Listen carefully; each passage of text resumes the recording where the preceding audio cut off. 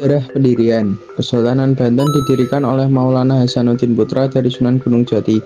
Pada tahun 1026 Masehi, ia menjadi Sultan pertama Banten dan memerintah dari tahun 1552 hingga 1570.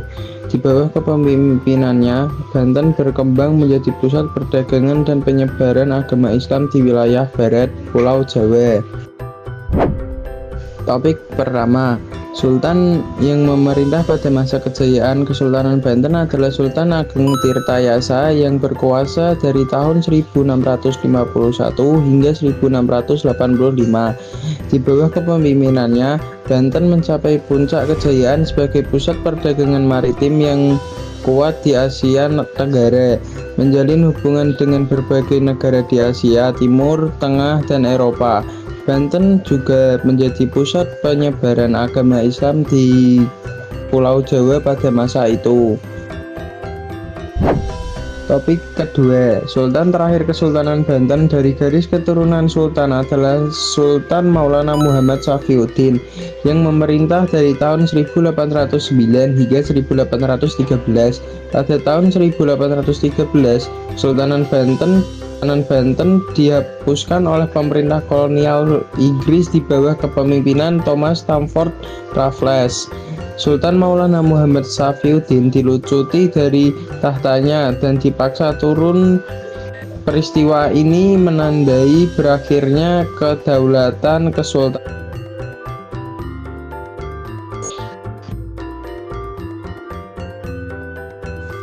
Geografi. Wilayah utama Kesultanan Banten mencakup bagian barat Pulau Jawa. Wilayah lainnya, selain itu, kerajaan ini juga menguasai seluruh wilayah Lampung dan sebagian wilayah di bagian selatan Jawa Barat. Pengaruh strategis. Dengan letak geografinya yang strategis, Kesultanan Banten menjadi penguasa jalur pelayaran dan perdagangan yang melewati Selat Sunda, sehingga memainkan peran penting dalam perdagangan rempah-rempah dan hubungan internasional. Ekonomi. 1. Kedudukan Kerajaan Banten sangat strategis di tepi Selat Sunda.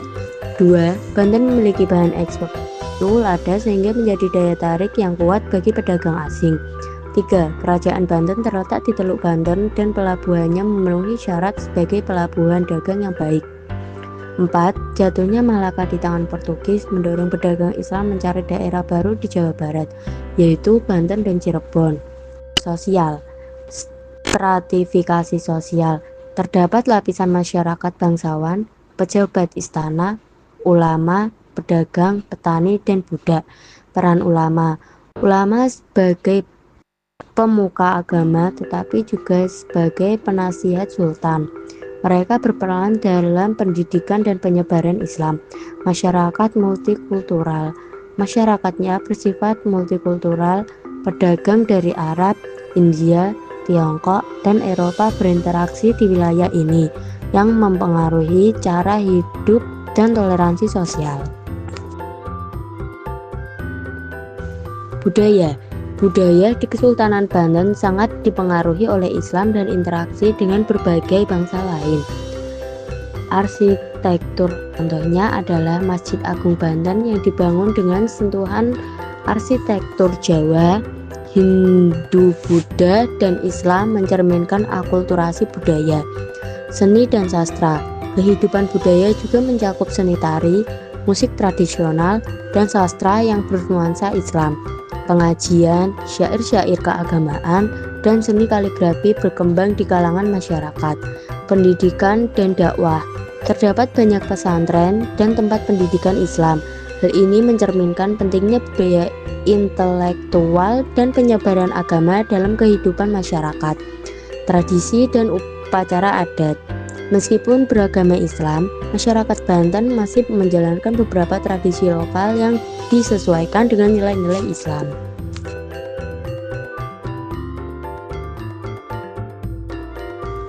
Fun fact, ekonomi dan konflik. 1. Perdagangan dan diplomasi. Kesultanan Banten perdagangan dan diplomasi dengan negara-negara lain seperti Portugis, Belanda, dan Inggris. 2. Konflik dengan Belanda. Kesultanan Banten mengalami konflik dengan Belanda yang berusaha untuk menguasai perdagangan rempah-rempah dan wilayah kerajaan Banten. Dinamika politik. 1. Periode kejayaan. Kesultanan Banten mengalami periode kejayaan pada abad ke-16 dan ke-17 dengan Sultan Maulana Hasanuddin dan Sultan Ageng Tirtayasa sebagai pemimpin yang berpengaruh. 2. Kemunduran. Kesultanan Banten mengalami kemunduran pada abad ke-18 akibat konflik internal dan tekanan dari Belanda.